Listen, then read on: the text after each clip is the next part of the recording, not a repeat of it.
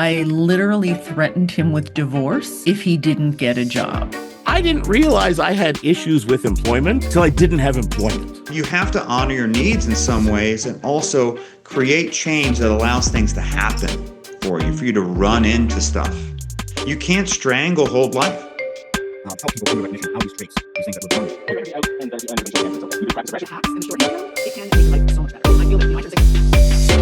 Welcome back to the Neurodivergent Connections YouTube channel. We are excited to be back here today. I'm Mona Kay. I am a social worker. I am the host of the Neurodiverse Love podcast, and I also created the Neurodiverse Love Conversation Cards workbook and have hosted 2 Neurodiverse Love conferences.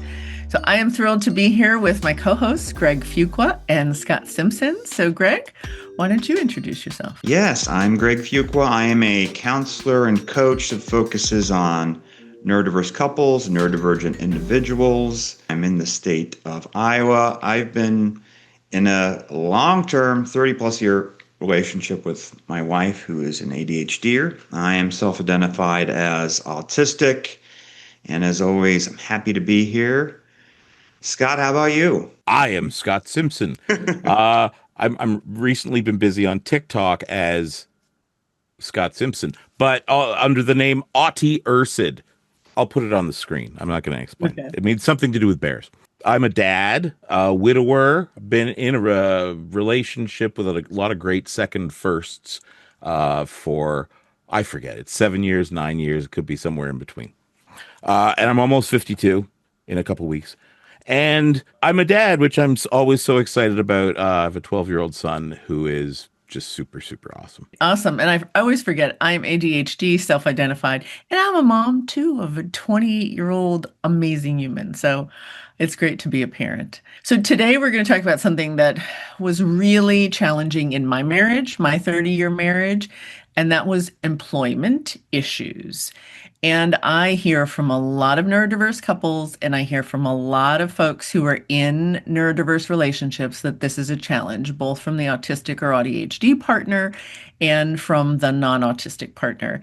And I'm going to share a little bit about what my experience was. And this was not knowing we were in a neurodiverse relationship for 29 years. So there was a point where my ex-husband took about a year off. We agreed he was going to take a year off to work on a project that was near and dear to his heart, that he absolutely loved, and it was creative, right? Which is definitely his special interest. Now, I know that. And he took the year off, and a few months before the year was ending, he was supposed to go back to work, find another job, or go back to where he was working before. And he didn't. And I kept pushing, and I kept pushing, and I kept pushing and nagging. And of course, that didn't help. Well, fast forward almost another 7 years, and he was not employed for over 7.5 years, right? That 1 year turned into many, many, many years. He was able-bodied. He was, he had worked before. He has a lot of skills, but something shifted when he took that year off to work on what he was most passionate and excited about. And I didn't understand it. And I literally threatened him with divorce if he didn't get a job. And of course, I'm sure that made it more stressful for him, and whatever feelings he was having, guilt, shame, whatever, I don't know. He didn't talk about it. But, I put that fire under him, and eventually he did get a job. And it was in a field that he had worked in before. And the job became his second wife, and then eventually became his first wife. Because what I had said to him is, if you are ever unemployed again, I am done. Because I supported us and our daughter for all those years. And, I would ask him, just get a job at McDonald's, just get a job mowing lawns. And he's like, no, I'm not going to do that. That's below me. And here I'm thinking, if it was me and I had been out of work for a year working on something, and my husband asked me to go back, I would start with a job at McDonald's. Yes, it might be below me, but if that's all I could get, I would take it until I could get something else. And he wouldn't do it. So what happened is basically his job became his number one priority. And I guess in his head, I don't know, I can't really speak for him. This is an assumption, and you know what happens when we assume.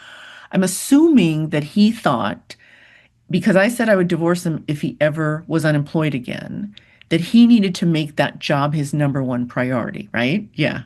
Yeah. And by making the job his number one priority, he didn't seem to care that he was like neglecting me and our daughter.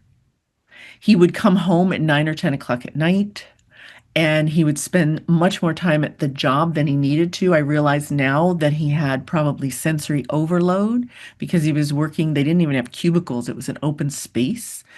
And I don't think he could take maybe everything that was going on. So he would stay after the store closed and work an extra 2 or 3 hours to get his work done.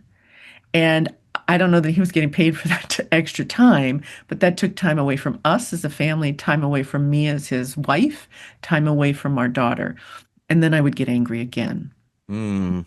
It became a vicious, cruel cycle, very toxic. And I think it also may have led to the end of our marriage, just the misunderstanding around that. So I wanted to put that out kind of as our starting point because it was such a pivotal and not a positive situation in our marriage. And I know I hear a lot of this from other folks. And I also want to talk a little bit about the spiky profiles. Mona, what did you think when your husband, who, things were a little tense with, was spending more time at work and you saying he had to work late all the time? I watch TV. I know what happens in the plot when that happens. What were you thinking? I was literally thinking that he could not do his job during the day. I was not thinking he was cheating on me. I was not Okay, thinking good. going out to bars. Never did I think that. Okay, good. Other people might have. That was not something that I ever worried about. And I could have, if I wanted to, I could go to the store where he was working and check on him. That was not Mm. my worry. But was that what you were thinking? No, no, I was just wondering if you were thinking that. Because No, if you then confronted him suspecting that, no. then you're turning it up even louder, like home's not safe. I'm gonna hide at work. Yeah. Well, home wasn't safe because Mona was screaming at him when he came home because I had eaten dinner alone if our daughter wasn't home or just with her and we were maybe waiting for him. And also I would usually cook dinner and save something for him and then he wouldn't eat what I cooked. He would go back to his usual safe foods, you know? I And would. yeah, I won't list them, but that even added more, Mm. fuel to the fire. I cooked for you, I saved you food into the refrigerator, and you're going back to your safe foods. Yeah. Mm. So soup, hot dogs, that kind of stuff. Yeah. So, I'll give my little background and history and relationship with work. This was a big part of me understanding that I was autistic. I recognized fairly early on, even in college, I would only take the bare minimum of classes to maintain full-time status, and I would only work enough that I could barely get by. And of course, I was not that money focused. I was constantly preserving and trying to control my capacities and energy. And eventually, um, I was having to work full time and I was absolutely miserable. I was depressed. I didn't have the capacity to really invest in myself and my special interest, which was the most important thing, to be honest. And that was at the time my art career. I had no capacity to do art. It was about, survival and getting to the next day. And I remember my wife saying at some point, when I was applying to grad schools and not getting in, why can't you just work a full-time job? Why can't you just earn the money so we can be better off? Because of course, the onus, the pressure, the financial stability was, was her burden, in the relationship. And so there was a misbalance here. And I remember just being like, I can't do this. And I've never really been able to work a full-time job. And I kind of do now, but that's also behind a lot of also personal work that I've done. And Eventually, I got a graduate degree in art and I started teaching. And um, and I'm sure there are people out there that are adjunct professors, but it's a horrible job. You are paid peanuts, and you may teach as just as much as a tenured professor. Um, and in 23 years of really continuing to try to make my art career happen, I kept going into debt in terms of materials, shipping, making all that happen. And then also, I worked, I think, at 10 different schools, two different art centers in 23 years. So it was a constant amalgam of me getting a job, losing a job, finding another job, working two jobs, teaching a class here, teaching a class there. And at some point, I was convinced that there was something wrong with me. In my heart, I knew I had something to give the world, but the world was telling me something different, you know, and I did not know how to negotiate that. And at some point, I finally fell out of academia and I couldn't get back in. And man, did I get depressed. I mean, it was crushing. I was completely identified with being an artist and being an art teacher, and there was nothing else.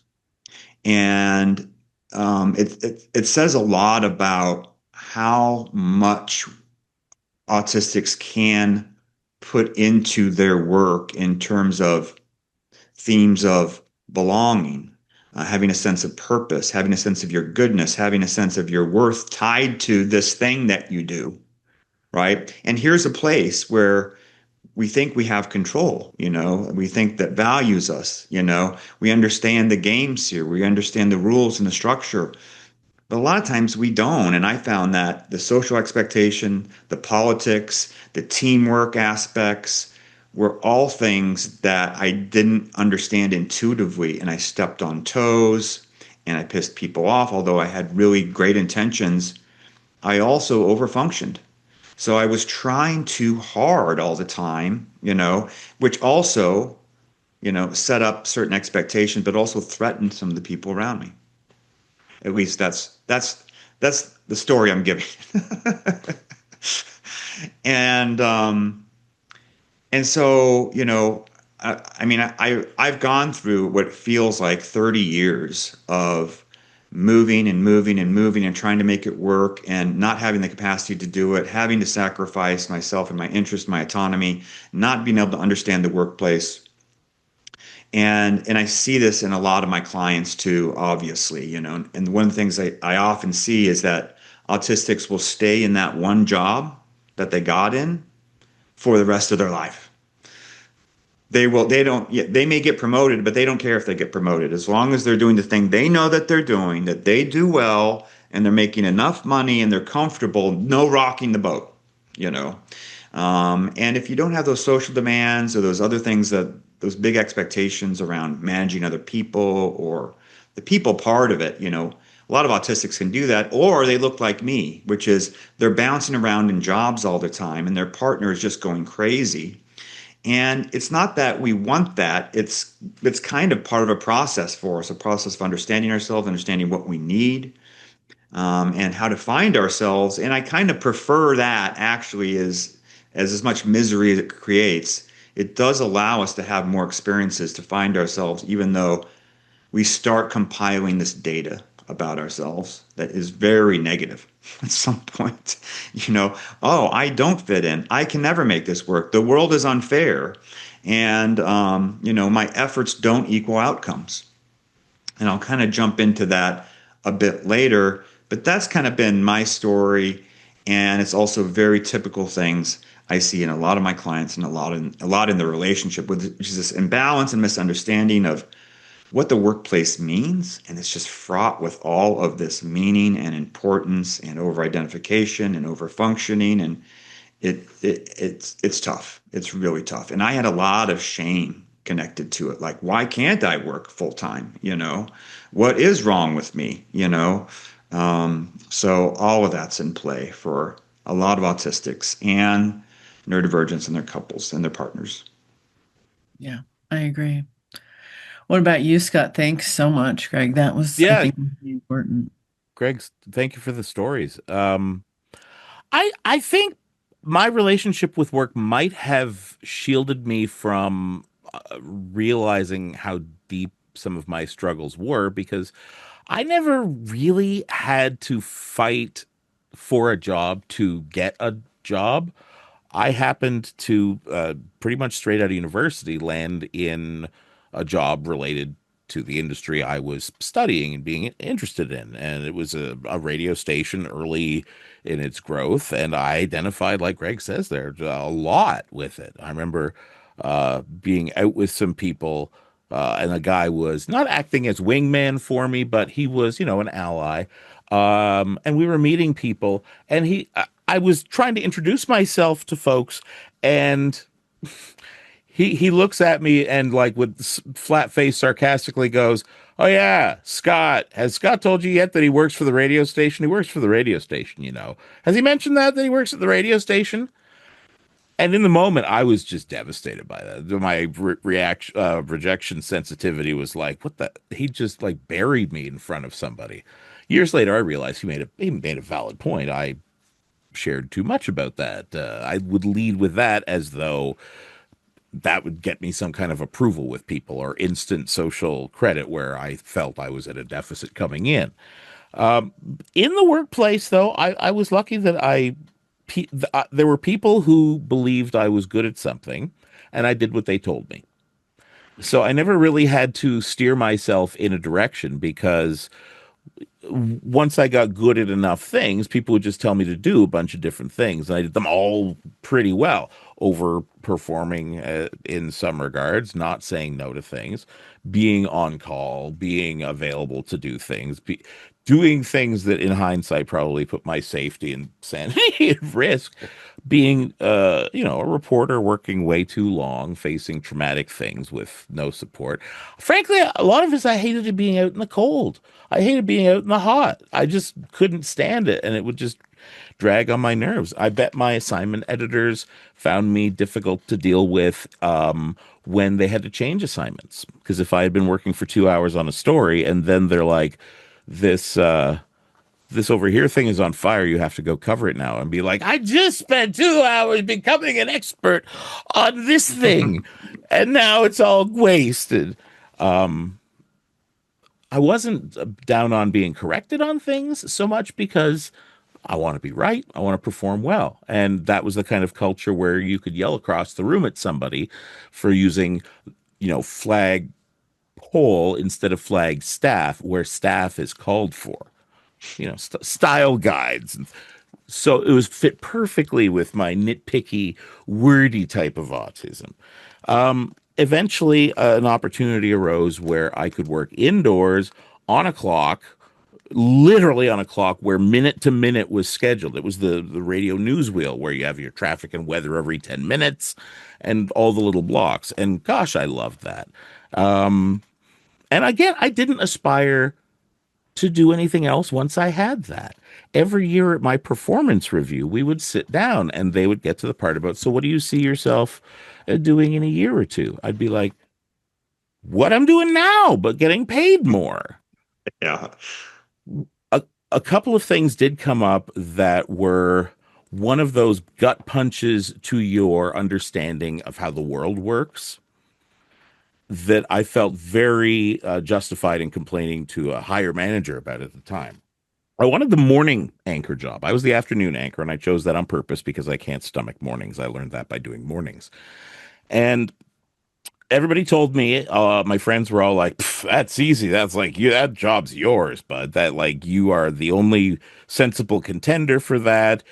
Just like, good for you. Like, you're going to do great at this. Boss calls me into the office one day, says, sorry, I need to tell you we're going with somebody else. And I was like, how? Why? How? They're like, this guy from one of our other stations is coming in. He's going to do the mornings and you'll be in the afternoons. And I was like, why did I not get it? And I thought it was like, I could appreciate that just being good enough isn't everything. I could accept that. But I did not expect him to lay into some of the reasons being, I don't go out with anybody for anything after work. I don't know the names of all the people on city council and the members of the legislative authority and things like that. Everybody said that this was like my job to turn down and that I was a guarantee. And he's like, well, of course they'd say that. They're your friends. And I said, what do you mean? That they would like lie to me? He's like, people lie all the time. People just support it. They're just being supportive. And I'm like, are you telling me that people are being nice to me by lying and giving me a fake opinion and fake confidence in this? That all these people I've trusted for their support and endorsement are just doing it to say something? And it just like broke my head. It broke my head, and I was crying and writing this down. And he has his feet up on the desk. He's like, "Oh, you're writing it all down now? Why don't you write it all down then?" Huh? Crying, and because I'm having a meltdown right here, and then I gotta go do the news in 10 minutes. Then I became management at another radio station, and being in charge of people was. I thought I could learn it. I thought I could just learn it. I've learned a lot of things. Not quickly, thoroughly necessarily, but I thought I could learn it. I read management. I bought Managing for Dummies. I didn't read it. But eventually there were enough concerns, and I thought the concerns would just be around the executive function stuff, of which I have none. So stuff wasn't getting done. Projects weren't being advanced. Foresight didn't exist. I was always dealing, as I continue to do today, with what is important right now, and everything else isn't getting done. I eventually got put on a performance improvement plan me not appreciating hierarchy and not working in the most corporate part of a corporation, like a newsroom, which is sort of like showbiz, but with facts. So we did a 360 review of me and my coworkers, my subordinates. I don't know what you call them. The guys at work, people at work had concerns about me. Well, they don't see much of me, that I hide in my office all the time, that I don't really talk to them about their personal lives, that I'm, blunt, that I don't seem enthused. I don't seem scared enough when bad things are happening. And they're listing all these things. I'm like, yeah, but they don't like it. Like, this is a problem. And they're like, yeah. So, after 5 years of it, this was through seeing my wife have cancer and then dying and then just all of it. It was a lot to take. I started going to work just every day, driving home, going like, isn't there anything else I can do with my life? And then you start fantasizing, what else could I do with my life if I didn't have to do this? So I, like everybody else, like, I want to take a year off. Mm-hmm. I want to take a year off, explore things for me, blah, blah, blah. Didn't make anything better. I dropped down to part-time hours, weekend hours. They were morning hours. It was terrible. I quit that eventually. Now I don't know if I'll ever be employable again. And I'll leave it at that. And we can go on to the next round of analyzing things. But I didn't realize I had issues with employment till I didn't have employment. Mm-hmm. Right. Yeah. Oh my gosh. It's so, so, so important. And I mean, there's so many things that I want to kind of unpeel here. But first, I want to talk about how my ADHD affects my 6 or 7 page resume. Okay. Oh, yes. So for me, I'm always looking for the next big dopamine hit. And I love managing people. I love mentoring and supervising. I love hearing people's weekend stories. I love hearing, the drama and seeing if there's some social worky thing I can do to help them, whatever. I think in the beginning of my employment, I didn't always have the best boundaries, but I learned that. For me, if something got boring, and usually within a year and a half, it got boring, I was looking for the next great challenge. So I would get a job that paid more. I would get a job with more responsibility, and I loved it. It was a new dopamine hit and a new challenge. And then when I was bored, I would move on. And I remember once somebody saying to me, I was perfect for the job I was applying for, but they're like, how come you switch jobs every 2 years? You don't stay anywhere longer than 2 years. And I thought nothing of it. I was, I think, in my late 20s, because when I get bored, I look for another job and I find it, and then I move on. That didn't click with them, but they still hired me. And I stayed 2 years there too. I definitely had a pattern.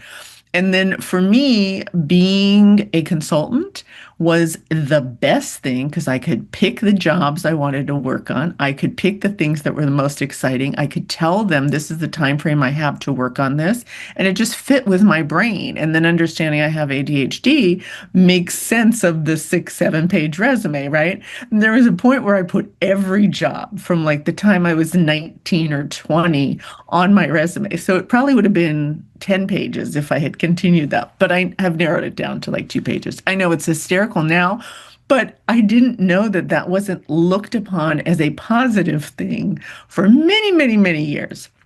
The longest I ever stayed in a job was 5 years, and that was because I couldn't find another job. I interviewed, but for some reason, the universe wanted me to stay for 5 years. That's the longest. And when I tell people that who've been in their careers for, or their jobs for 20, 25 years, they don't understand me. And I don't understand them because I would be bored. I would be depressed like nobody's business if I had to stay somewhere where I was no longer feeling excited and challenged by it. Hmm. So that's where, my brain is. So I think that that's important for the ADHDers who are listening to understand that it's something that a lot of us experience.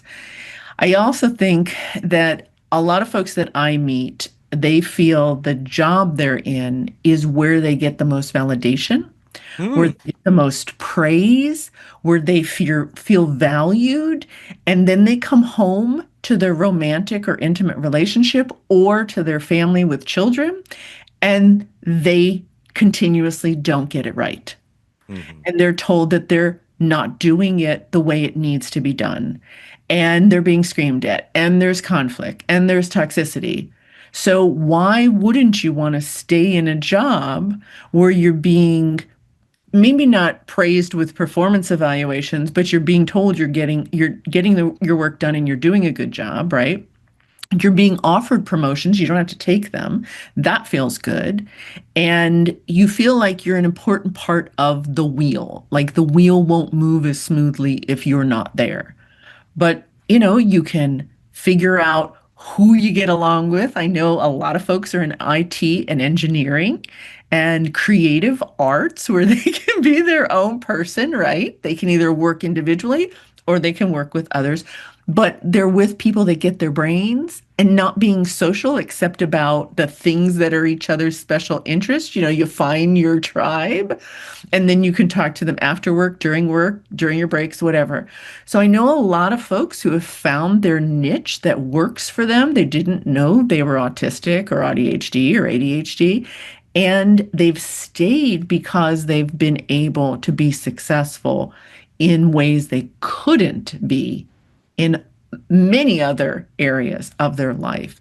And my heart goes out to them because you're like, how come this is the spiky profile I want to talk about? How come I can be the best brain surgeon? How come I excel in IT? How come I am literally the best editor out there? But I come home and I can't understand why my wife or my partner experienced that and started crying when they were at work. And I can't give them the emotional support and reciprocity they need as much as I try. And or I am I am an excellent whatever engineer, but then I can't plant a garden, I can't organize a party for my kid's 17th birthday, all these things that I don't seem to be able to do like everybody else that I know in my neighborhood does, right? Yeah. So, yeah, that's so important, Greg. Everybody at work thinks I'm a genius. Why does my wife think Yeah. I'm an idiot? Yes. Yeah. I just got this argument from, one of my clients, and so one of the things I often tell my clients, which is so hard, I think for people in general, but particularly for autistics and neurodivergents, which is I tell them, listen, you need to honor your needs as a priority over outcomes, over outcomes. And then almost every client will start arguing about, no, I have to try hard because then I get outcomes and then I get feedback from the world that, that gives me a sense of, yes, I'm good and that I belong. And I'm like, it's not one for the other. It's just one's more important than the other, right? honoring your needs, because what do autistics do? We create our own prisons by basically looking at everything that can go wrong, Mm. every little detail, every little particular thing that has been misconstrued, that didn't go right. Again, we just add it all up. It is fraught with so much peril, the workplace, and it's both good and bad. I mean, yes, we will put ourselves into our work like nobody else, but that traps us in burnout. A lot of times we get promotions in jobs where now we're managing people, which we shouldn't do, you know. And autonomy was the most important thing for me. I needed connection to myself, but I also needed to do things my way. So the biggest trigger at work for me was like, you need to do it in this way. Here's your template. Here's your formula. And I am like inside screaming, I've been enslaved. I do not exist. I do not count in this world, right? So, we're putting ourselves into the workplace. And then, like you said, then we come home and now we're dealing with a much more organic situation, a much one fraught with emotions and different types of partnerships and understanding and collaborations. And and so when I fell out of academia, I was like, oh, I'll be a stay-at-home dad for my two kids. That was not a good idea at all for me. Why? Because now my life was not my own ever. Mm. Okay.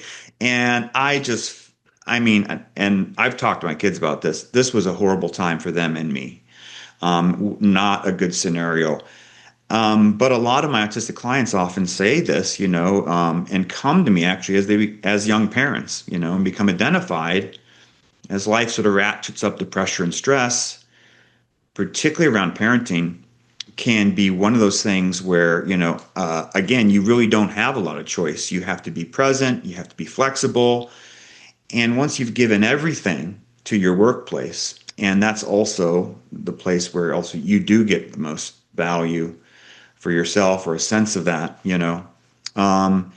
yeah, it's just ripe for problems at home and finding that balance. And we don't know balance. We know black, we know white, we know all, we know nothing, right? And so I think we create some of those traps for ourselves, but it does make sense that home becomes a secondary thing that then creates so many problems in our life, even when we are employed. A lot of times we're working too hard. We don't understand how to balance our lives. And there's, of course, other things going on. So many extra things going on in our worlds. And so, no doubt, difficult. I wonder if there's issues that can flip the other way, and I'm thinking of maybe your partner thinks you're awesome and supports you, but at work when there's a conference call and they say, "Well, are there any questions?" Well, maybe you're the guy who's like, "I have a question. This doesn't seem fair." Right. And then the boss thinks there's that guy who always asks the question. The awkward question that makes management look dumb. I was that guy. Um, or the people Yep. in the lunchroom who's like, why hasn't that guy ever talked to us? Or the receptionist who says, why has that guy never acknowledged that I'm a human?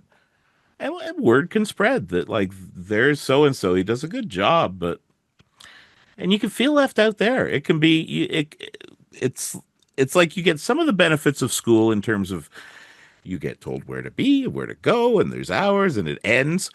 Um, but without some of the benefits of having people around you in your peer group, because if you're a level above people, you might not have people to support you. The person you report to might not be supportive of you. It's easy to feel very alone at work, even if you work with people. Could be the only place in your life.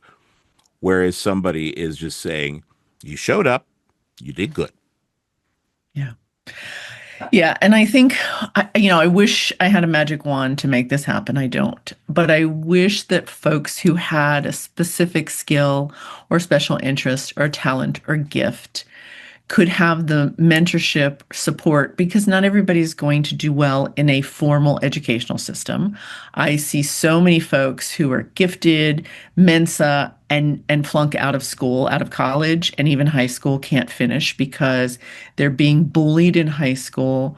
They don't know how to respond to the social impact of whatever is going on, and they get very blunt and angry and get into fights. I've seen this, in my family and with other people. So they may have to go to an alternative school or they may have to get their GED or whatever. And then in college, the pressure is real, but also you don't have a teacher who is monitoring your behavior. So if you have executive function challenges and you have, depression because you're not able to socialize, there's all kinds of things going on.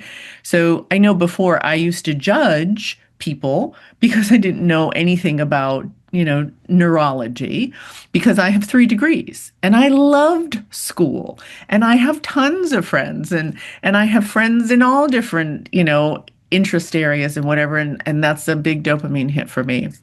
But when any of what I'm saying resonates with you, as the non-autistic partner, even the autistic partner, it maybe can make you think about, okay, what do I really love to do? And can I make that my career? Or can I make that what I do on a volunteer basis so that I can look forward to that, even though I have to go to a job that doesn't really fulfill me, right? And for those that are in a coupled relationship, and one partner can't seem to keep a job, and now you're beginning to realize that your partner might be neurodivergent, whatever the type of neurodivergence is there a way that you can support each other? Like Greg, you talked about it being a stay-at-home dad. No, that didn't work for you. But there are some folks out there that want to stay at home and take care of the kids. And now childcare is so expensive. And Yeah. then can you form groups with people that are interested in the things you're interested in? Take your kids to events when the kids are in school. Maybe you can work, maybe you can volunteer so that you're giving back in ways that kind of fill your cup. Because I really do think that a lot of people out there who have had challenges with employment, okay, I think if you don't have like a purpose in your life or something that excites you, whatever it is, gardening, coloring, being with animals, I don't care, something that excites you even one day a week, I think it can get depressing. And maybe that is being with other people. Maybe that's being alone. Maybe that's a solo activity. Maybe that's periodically going out and, going to a meetup or going to work, whatever. And I know so many people who are in a position where they're late identified or late diagnosed as neurodivergent. And now they're understanding their depression because they never found a place where they felt valued. They never found their purpose, and they never felt like they were leading a meaningful life. And now they've got to look at all that through, like the rear view mirror, and they can't change any of it. So for those folks that are going through that, is there something that you can do that you're really excited about, even if it's just not even, but as a volunteer, or to go and meet up with people who excite you when you're with them? Thoughts, you guys?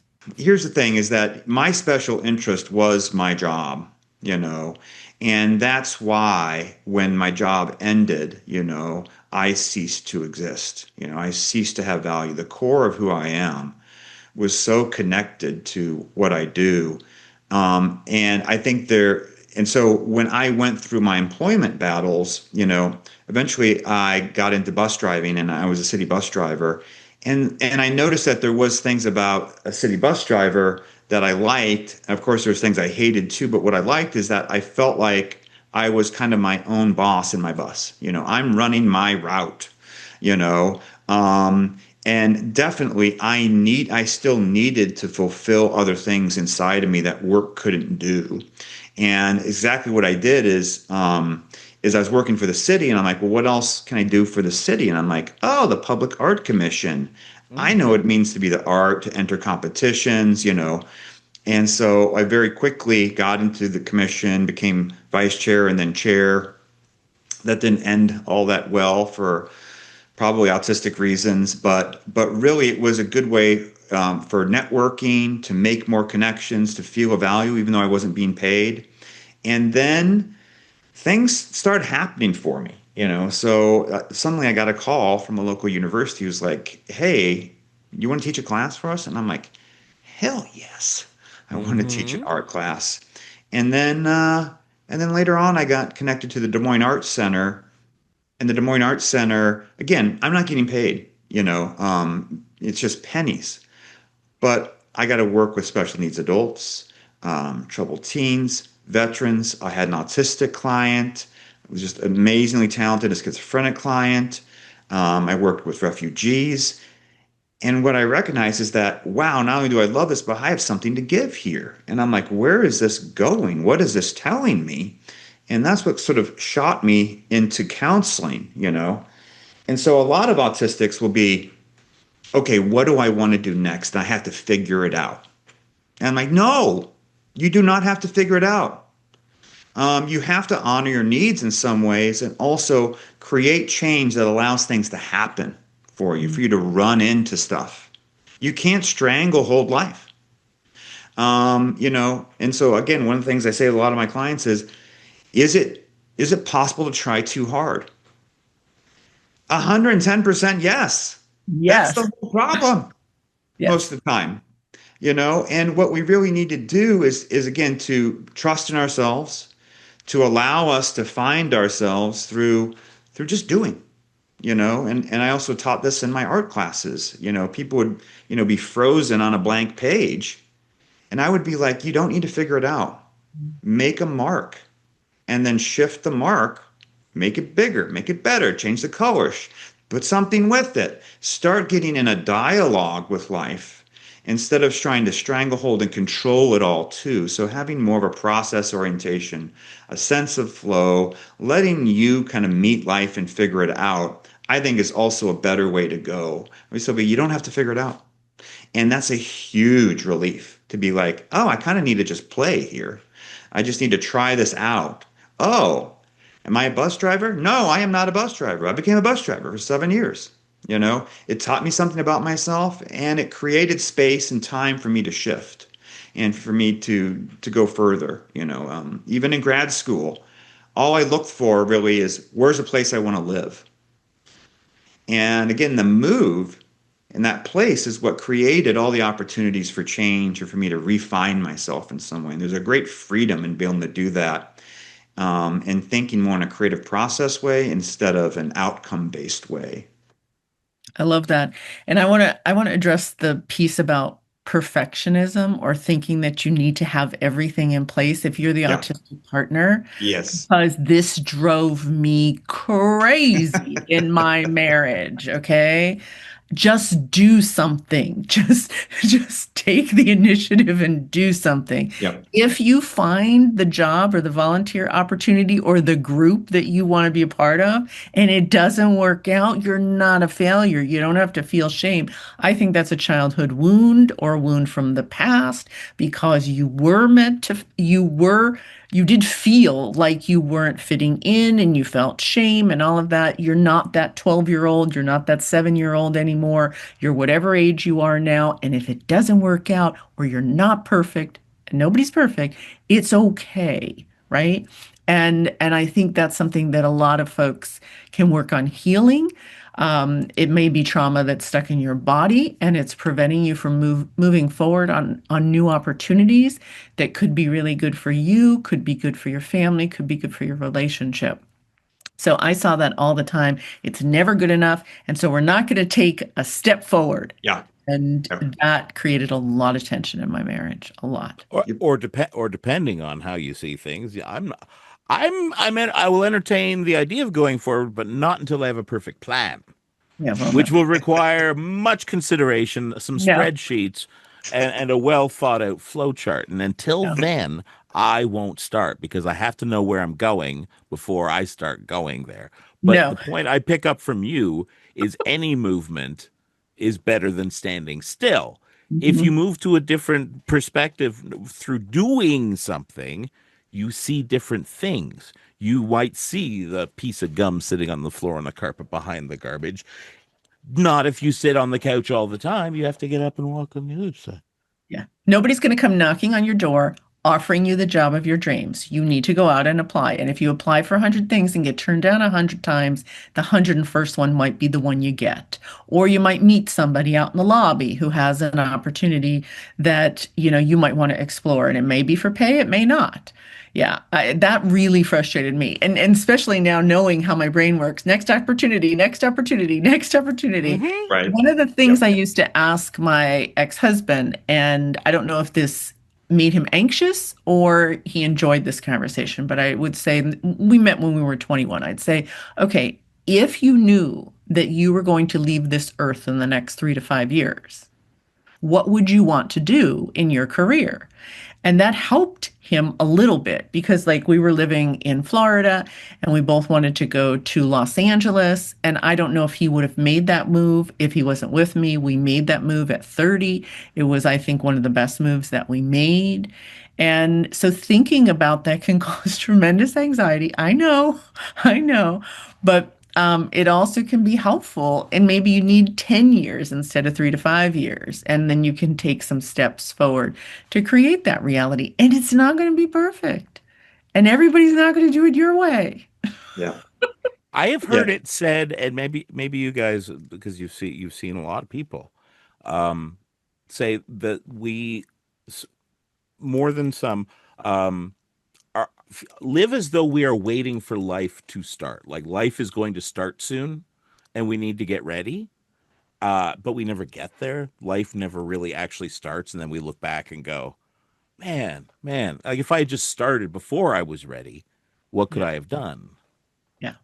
That it is so important, I think, for folks to think about. But when you're anxious and you need to control everything because you need routine and you need to have a plan and you Yeah, need to know who's going to be there and you need to know how much time to allocate, and I can keep going on and on and yeah, on. Your brain is filled with all these things you need to know before you can move forward, and it's very, very challenging. And I experienced yeah. that with my ex. And I've experienced it with other partners. And I know from a lot of folks that I've talked to that that's what they're experiencing. And they just wish they could put the fire under their partner and they would go in the direction that will be somewhat successful or maybe very successful, but just move. Yep. So, as we're wrapping up, is there anything else you guys have to share about the issue of employment or even volunteer work that you want to share with our listeners and our viewers? Yeah, a couple things. So number one, here's something about anxiety that everyone needs to know. Anxiety wants you to do something. Actually, it actually doesn't want you to get stuck in your head, although that is our tendency. And anxiety puts us in the past or in the future and gets us stuck here in our heads.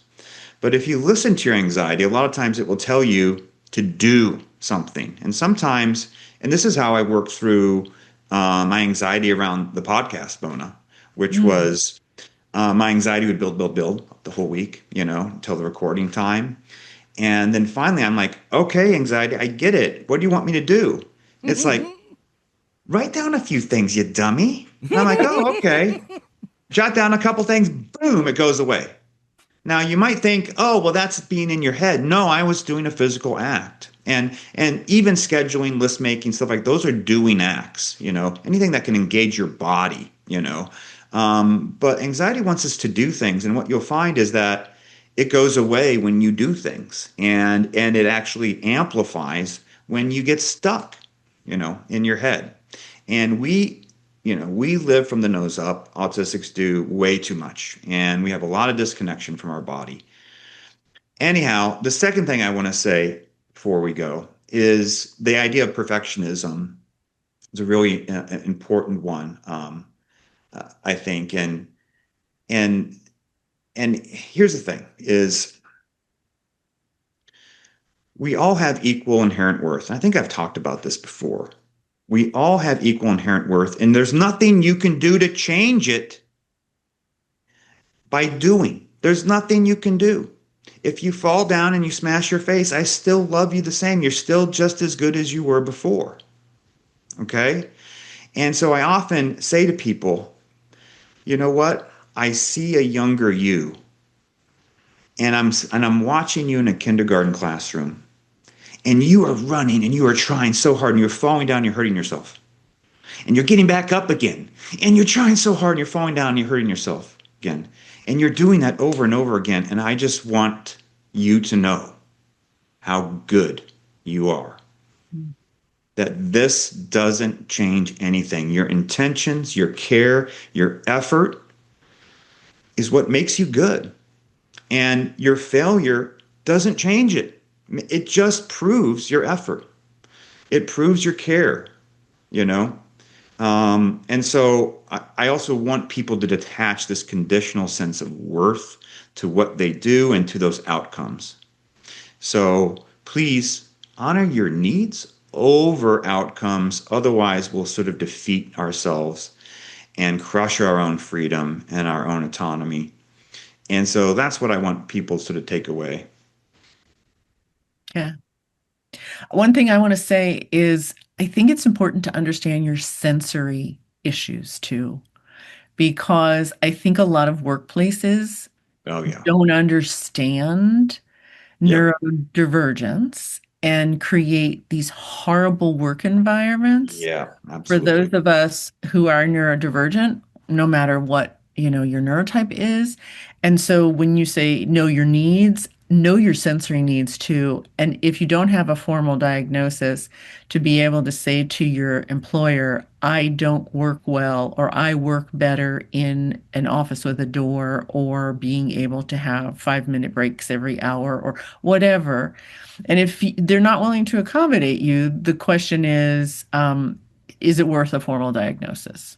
Because if you have a formal diagnosis, then most workplaces would have to, in the United States, Right. support you. Yeah. But you can't control the outcome. You can No. only say, this is what I need, and I need Right. to do things to be on my side and to ask for what I need.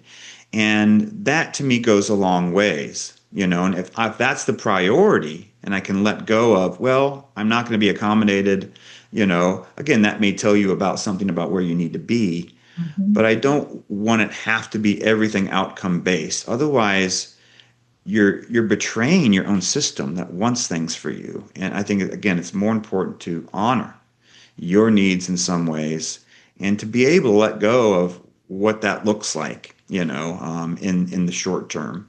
And if you keep doing that and you keep doing it in ways you can feel good about, you Mhm. know, I think you'll get there.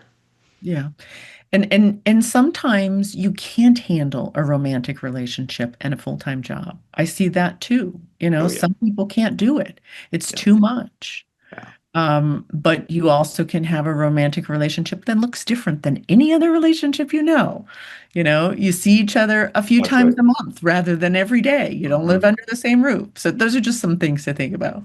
Yeah, there's just so much that can look different, right? And it may not look like anything else you've experienced. So what about you, Scott? This has brought up a lot of stuff for me to think about because I Mm, haven't had a go to work kind of job for quite a while now, and my bank account knows this.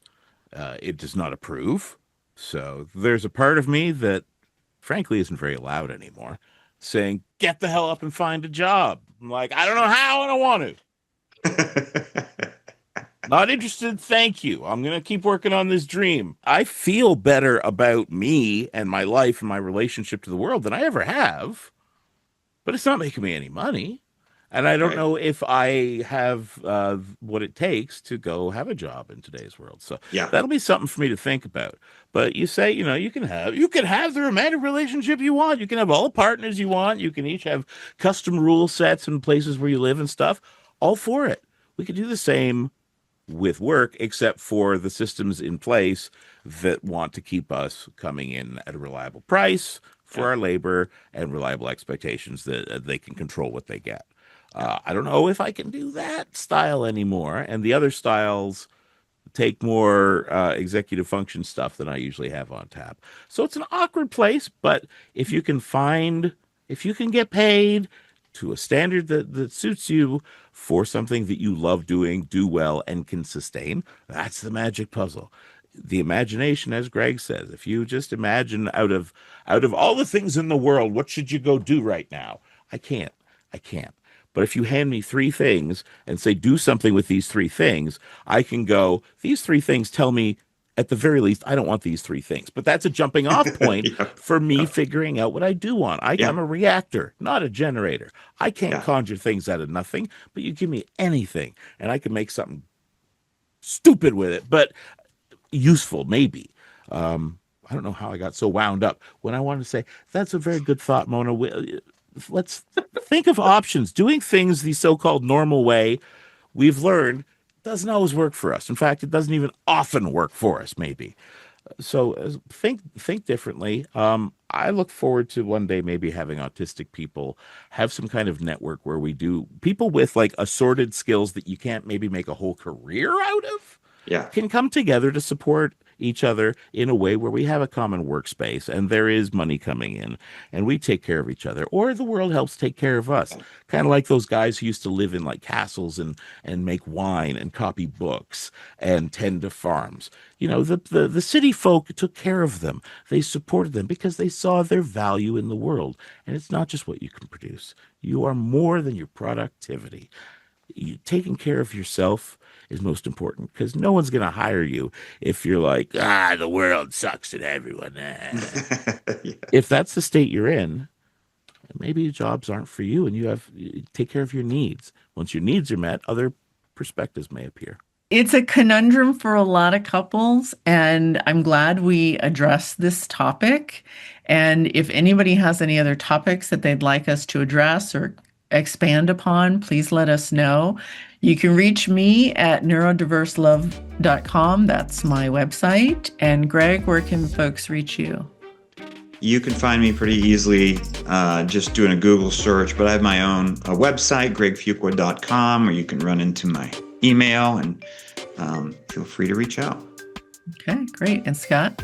Me, you can find me, Scott Simpson, pretty much anywhere you're seeing this video. If you see this video somewhere, odds are I'm connected to it some way and you can find me. Otherwise, just look for me. Just look for Scott. Scott does Scott all. Simpson, autistic guy, has a lot of stuff on his shelves. It'll probably come up. And Scott, we don't always thank you publicly, but I will. Scott does all our editing and puts all the cute things on our YouTube channel, and we couldn't do this without him. So Sure. thank you, everybody, and we'll see you next time.